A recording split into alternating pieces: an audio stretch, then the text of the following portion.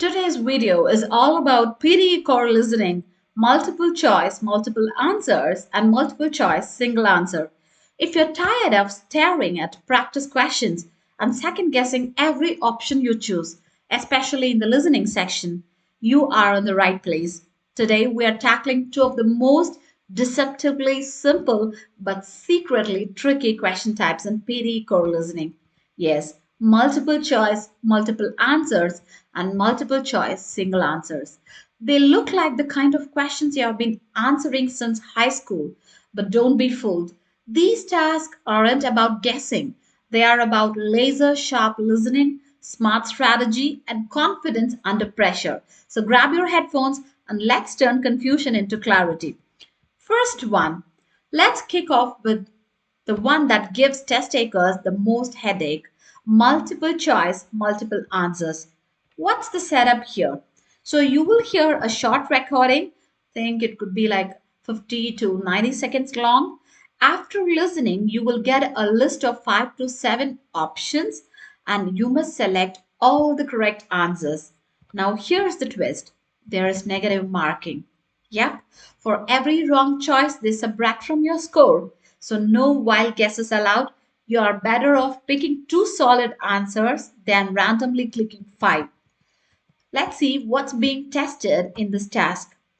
This task is a mix of active listening. You need to listen actively for details, implications, tones, speakers, attitude, everything, and critical thinking, spotting what's true versus what just sounds nice. You will often hear lectures, interviews, or explanations. The speaker might talk fast, go on tangents, or sneak in contrasting views. Let's listen to an audio. I'm just going to play the audio for you. You can just listen to it carefully. In today's fast-paced society, convenience often overrides nutrition. Many people rely on processed meals, which are high in sodium and preservatives. While frozen vegetables retain more nutrients than most assume, ready-to-eat meals often lack fiber and essential vitamins. To make healthier choices, consumers should read ingredient labels, avoid artificial additives, and try to cook fresh meals at least a few times a week.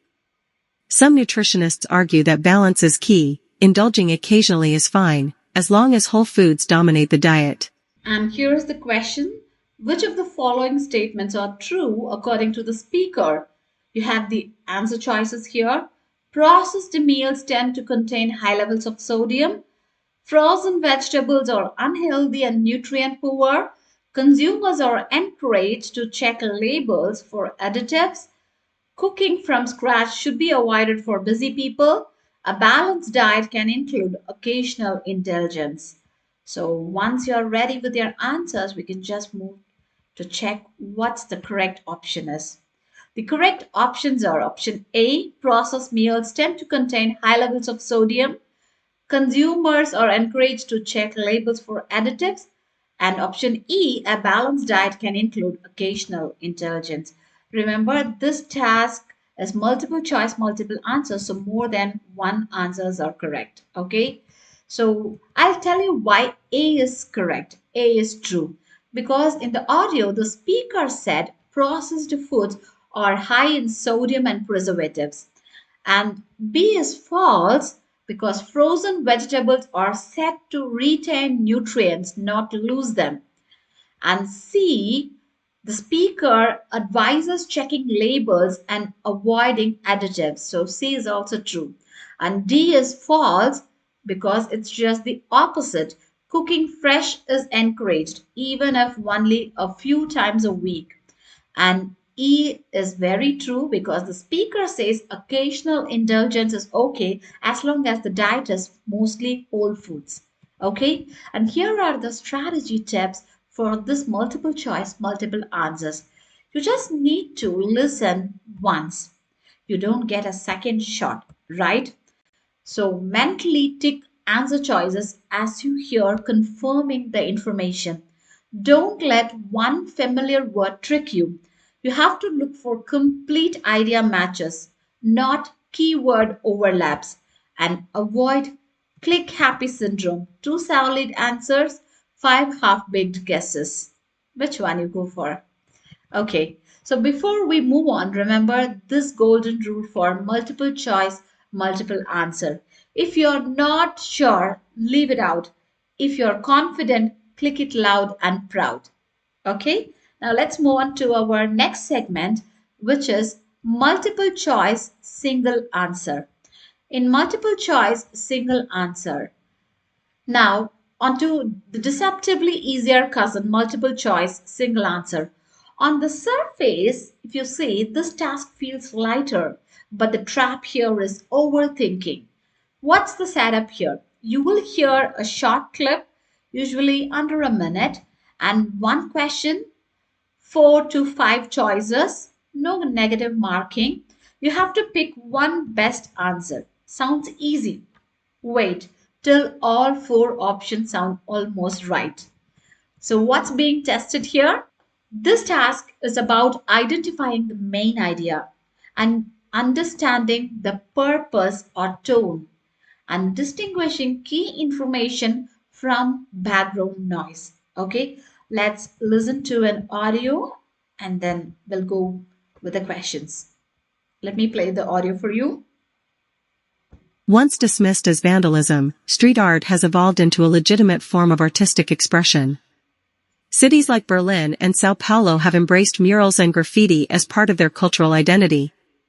Many artists use public walls to make political statements or share personal stories. Some critics, however, argue that institutionalizing street art robs it of its raw, rebellious roots. Yet, for others, the visibility and recognition are long overdue. Okay, now the question is, what is the main idea of the speaker's talk? I hope you also listen to the audio.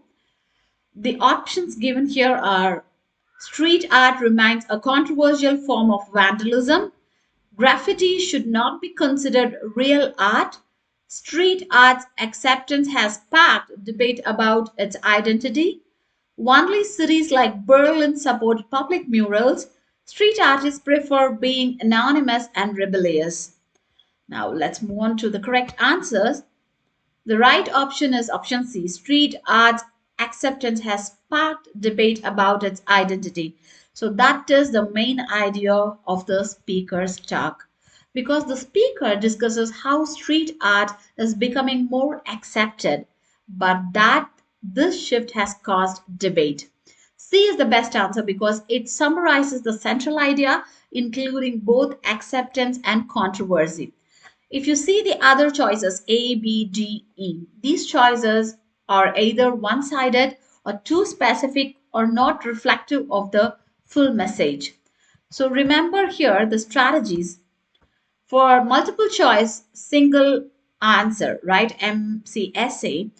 You should not get distracted by cool facts. Always you need to ask yourself, what was the speaker really trying to say? And eliminate anything too extreme or narrow. If two answers sound similar, one is probably broader and better.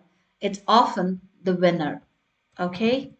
And remember, the key differences between multiple choice, multiple answers, and multiple choice, single answers are the first one is the answer type. Okay, here in multiple choice, multiple answer, more than one answer, multiple options are correct. But in multiple choice, single answer, only one option is correct. And yes, we do have negative marking in MCMA and in MCSA, no negative marking.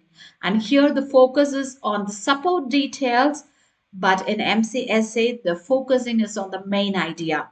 And the trap is here, the distractors, and here the trap is on similar options. Okay. All right, we've covered a lot today, and now it's your turn to put this into action. For MCMA, remember details matter and guessing hurts. For MCSA, don't fall for flashy facts, zoom in on the core message. If this video helped you feel even slightly more confident, smash that like button, subscribe, and hit the bell so you don't miss the next brain boosting session. See you in the next video. Bye bye.